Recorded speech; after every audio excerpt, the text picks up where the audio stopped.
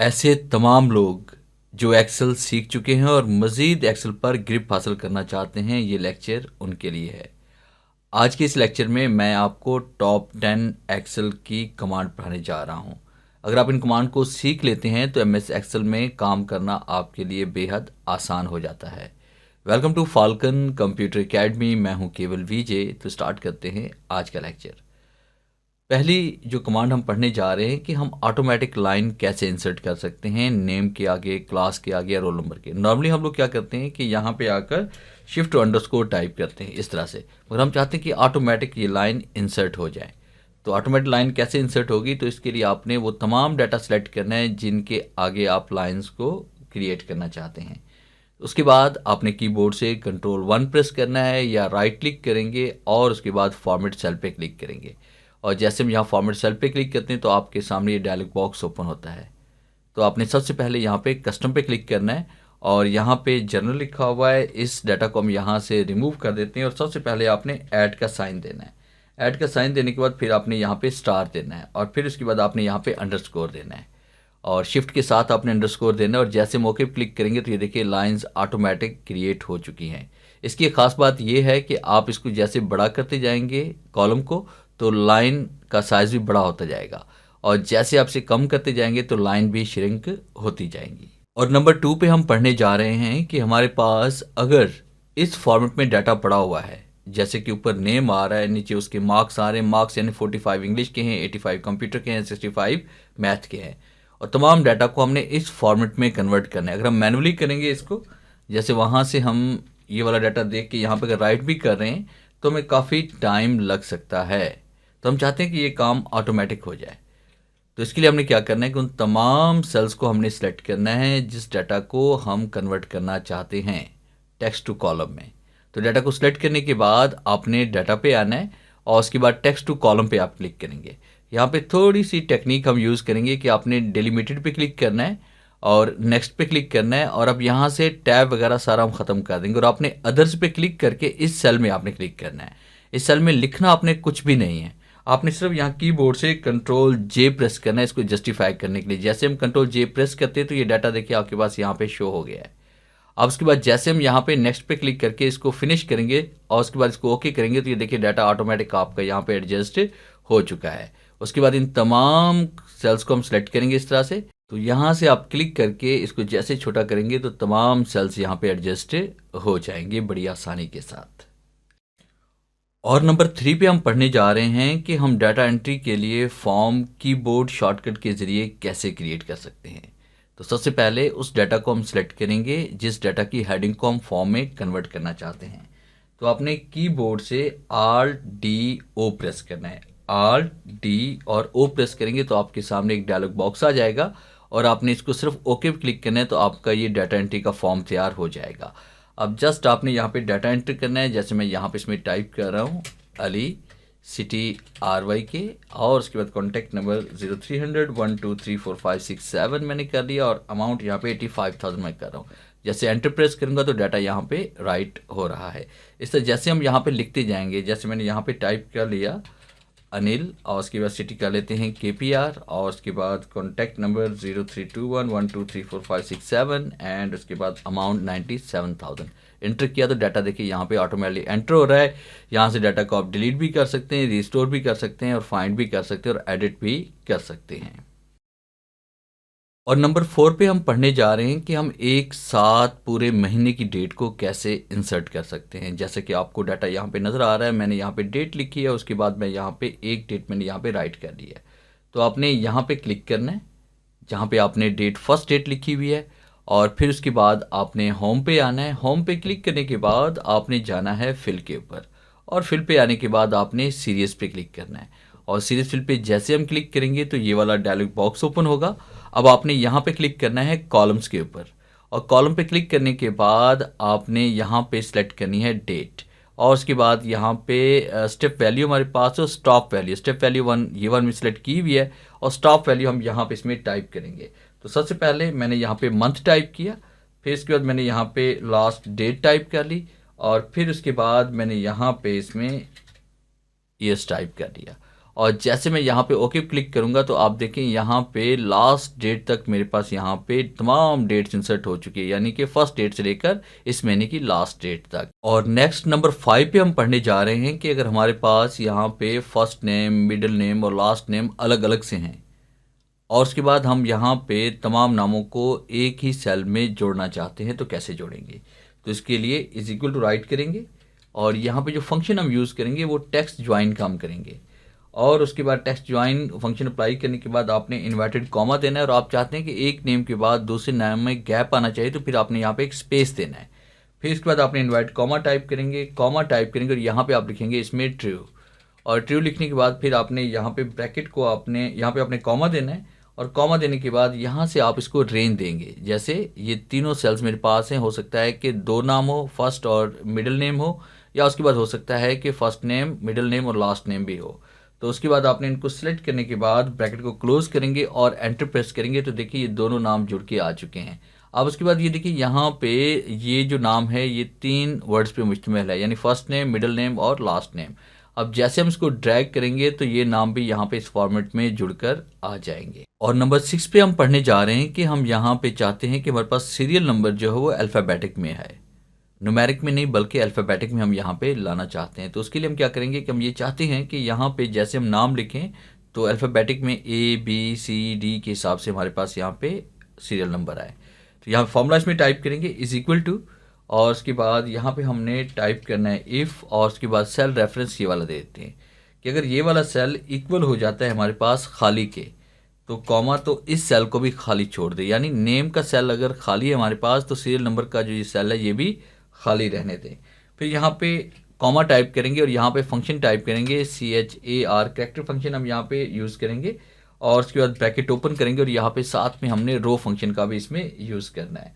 और रो function type करने के बाद ब्रैकेट ओपन करेंगे और यहाँ पे टाइप करेंगे A65 और उसके बाद यहाँ पे आपने 3 ब्रैकेट्स ओपन की थी, 3 को ही हम यहाँ पे क्लोज करेंगे और एंटर प्रेस करेंगे। अब इसी फॉर्मूले को हमने यहाँ तक ड्रैग कर लेना है जहाँ तक हम सीरियल नंबर को ऐड करना चाहते हैं अल्फ़ाबेटिक के अंदर। अब यहाँ पे हम टाइप कर लेते हैं, जैसे मैंने आमिर लिखा, जैसे मैंने यहाँ पे सुनील लिखा, जैसे मैंने यहाँ पे राहिल लिखा, मैंने यहाँ पे बासत लिखा, मैंने यहाँ पे रज़ा लिखा, मैंने यहाँ पे करण लिखा और मैंने यहाँ पे आयशा लिखा। अब देखिए जैसे मैं टाइप कर रहा हूँ तो हमारे पास यहाँ पे ये नाम ऑटोमेटिकली यहाँ पे देखें सीरियल नंबर इसमें ऐड हो रहे हैं नाम के साथ साथ। अब जैसे हम इसको डिलीट कर रहे हैं तो आप देखिए ऑटोमेटिकली सीरियल नंबर भी हमारा डिलीट हो रहा है। और नेक्स्ट नंबर 7 पे हम पढ़ने जा रहे हैं कि यहाँ पे मैं बार बार अगर इस तरह से राइट करना पड़ता है, जैसे मैंने लिखा यहाँ पे डे 1, फिर उसके बाद मैं यहाँ पे टाइप करता हूँ डे 2, फिर डे 3, तो इस तरह से काफ़ी टाइम लग सकता है। तो मैं एक काम करना चाह रहा हूँ कि मैं यहाँ पे डे 1 से लेकर डे 365 तक तमाम डाटा जो है वो डे 1, डे 2, डे 3 में ऑटोमेटिक इसमें ऐड करना चाह रहा हूँ। तो इसके लिए मैंने क्या करना है कि यहाँ पे मैं फॉर्मूला इसमें टाइप करूँगा इज इक्वल टू और फिर उसके बाद यहाँ पे इसमें टाइप करेंगे इन्वर्टेड कॉमा और यहाँ पे लिखेंगे डे, इन्वर्टेड कॉमा क्लोज करेंगे। फिर उसके बाद आपने यहाँ पे एंड का फंक्शन यूज़ करना है और साथ में आपने यूज़ करना है सीक्वेंस का फंक्शन। और उसके बाद फिर आपने यहाँ पे एंड और सीक्वेंस का फंक्शन यूज़ करने के बाद यहाँ पे आपने जहाँ तक आपने डेज़ को इंसर्ट करना है, जैसे मैं यहाँ पूरे साल के लिए इंसर्ट करना चाह रहा हूँ 365,1 टाइप कर लेते हैं और उसके बाद यहाँ पे ब्रैकेट को क्लोज करना है और जैसे एंटर प्रेस करेंगे तो आप देखेंगे हमारे पास यहाँ पे मैं कंट्रोल डाउन एरो प्रेस कर रहा हूँ तो 365 डेज तक यहाँ पे देखें हमारे पास डे 1, डे 2, डे 3 ये सारा इसमें ऐड हो चुका है बड़ी आसानी के साथ। और नंबर 8 पे जो फंक्शन हम पढ़ने जा रहे हैं वो है सेल को रीनेम करना। जैसे मेरे पास यहाँ पे बहुत सारा डाटा है और इस सेल के अंदर टोटल आ रहा है, तो अगर यहाँ पे बहुत सारी शीट्स मेरे पास पड़ी हुई हैं और मैं सिर्फ टोटल पे जाना चाहता हूँ तो बड़ा मुश्किल हो जाएगा, क्योंकि सेल का तो रेफरेंस यहाँ पे हम दे सकते हैं कि यहाँ पे क्लिक करके हम इसमें टाइप कर सकते हैं F1000 और जैसे F1000 टाइप करेंगे तो F1000 में आप पहुँच जाएंगे, मगर उस टोटल में हम कैसे जाएंगे। तो इस सेल को रीनेम करना चाहते हैं, इसका नाम हम D21 की बजाय रखना चाह रहे हैं यहाँ पे टोटल। तो इसके लिए हम क्या करेंगे, सबसे पहले आपने उस सेल में क्लिक करना है जिस सेल को आप रीनेम करना चाहते हैं। फिर उसके बाद आपने फॉर्मूलाज पे आना है और उसके बाद फिर आप क्लिक करेंगे यहाँ पे डिफाइन नेम पे। डिफाइन नेम पे क्लिक करने के बाद यहाँ पे सेल का नाम हम चेंज करें, मैंने सेल का नाम यहाँ पर रख दिया टोटल। और उसके बाद जैसे मौके पर क्लिक करेंगे तो आप देखिए यहाँ पे D21 नहीं बल्कि यहाँ पे हो जाएगा ये टोटल। अब आप किसी भी शीट पे हैं, किसी भी शीट पे हैं, सिर्फ आपने यहाँ पे आकर टाइप करना है टोटल और एंटर प्रेस करेंगे तो जहाँ पे भी ये टोटल लिखा होगा, सेल जिस सेल को हमने रीनेम किया होगा, ऑटोमेटिकली ये कर्सर आपका वहाँ पर जाकर रुक जाएगा। और इसका एक और भी बेनिफिट होता है कि देखिए हमारे पास यहाँ पे डाटा कहीं पर भी लिखा हुआ है। जैसे फ़र्ज़ कीजिए कि मैं जो वो टोटल मेरे पास है उस टोटल को मैं यहाँ पे लेके आना चाहता हूँ, तो उस टोटल को यहाँ पे लाने के लिए मैंने क्या करना है, इज इक्वल टू, मैं कोई भी फंक्शन यहाँ पे टाइप कर लेता हूँ। जैसे मैंने सम लिखा, अब जैसे मैं यहाँ पे टोटल लिखूंगा तो ये देखिए हमारे पास यहाँ पे नीचे वो टोटल लिखा आ रहा है। तो इसको हम टैब के जरिए सेलेक्ट करेंगे, ब्रैकेट क्लोज करेंगे, एंटर करेंगे तो जो टोटल हमारे पास वहाँ पे था यानी 2400, तो आप देखें यही टोटल हमारे पास 2400 वो यहाँ पर भी आ चुका है बड़ी आसानी के साथ। और आगे नंबर 9 पे हम बात करेंगे क्लिपबोर्ड के हवाले से, कि जैसे आपके पास यहाँ पे कोई भी डाटा लिखा हुआ है, मैंने यहाँ पे इसमें टाइप कर लिया फाल्कन कंप्यूटर एकेडमी, और उसके बाद मैं यहाँ पे इसमें कर लेता हूँ रहमियार खान, और उसके बाद मैं साथ में अपनी वेबसाइट टाइप कर लेता हूँ falconryk.com। और इसमें देखिए कि अगर मैं किसी एक लाइन को सिलेक्ट करके इसको यहाँ से कॉपी करता हूँ और जब मैं इसको पेस्ट करता हूँ तो सिर्फ यही लाइन मेरे पास पेस्ट हो रही है। अब कॉपी मैंने इसको भी किया हुआ था, स्केप का इस्तेमाल करते हैं। फिर उसके बाद नीचे वाली लाइन को मैंने सेलेक्ट किया, इसको मैंने यहाँ से कॉपी किया। अब क्लिक करूँगा तो अब कौन सी, ऊपर वाली या नीचे वाली या दोनों। अगर हम पेस्ट पे क्लिक करते हैं तो सिर्फ वही लाइन पेस्ट हो रही है जो नीचे वाली है। दोबारा ऊपर वाली लाइन को पेस्ट करने के लिए मुझे दोबारा उसको सेलेक्ट करना पड़ेगा और कॉपी करना पड़ेगा। मैं चाहता हूँ कि जो भी डाटा मैं कट या कॉपी करूँ उसका रिकॉर्ड मेरे पास हो, तो उसके लिए हम यूज़ करते हैं क्लिपबोर्ड का। तो इसके लिए क्लिपबोर्ड को ओपन करने के लिए आपने होम पे आना है और होम पे क्लिक करने के बाद आपने इस एरो पे क्लिक करना है क्लिपबोर्ड के ऊपर। जैसे यहाँ पे क्लिक करेंगे ये क्लिपबोर्ड आपके पास ओपन हो जाएगा। अब जैसे मैं यहाँ से कोई भी लाइन सेलेक्ट करके इसको कॉपी करूँगा तो देखिए मेरे पास यहाँ पे ये डाटा आ रहा है। अगर मैं इसको सेलेक्ट करूँगा तो ये देखिए ये डाटा मेरे पास यहाँ पे आ रहा है।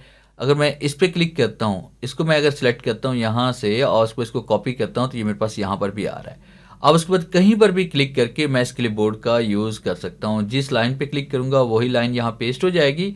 अगर तीनों को एक साथ पेस्ट करना चाहता हूँ तो पेस्ट ऑल पे क्लिक करूँगा, तीनों लाइन्स एक साथ पेस्ट होती जाएंगी बारी बारी। और इसको रिमूव करना चाहते हैं तो क्लियर ऑल पे क्लिक करेंगे तो ये आपका रिमूव भी हो जाएगा।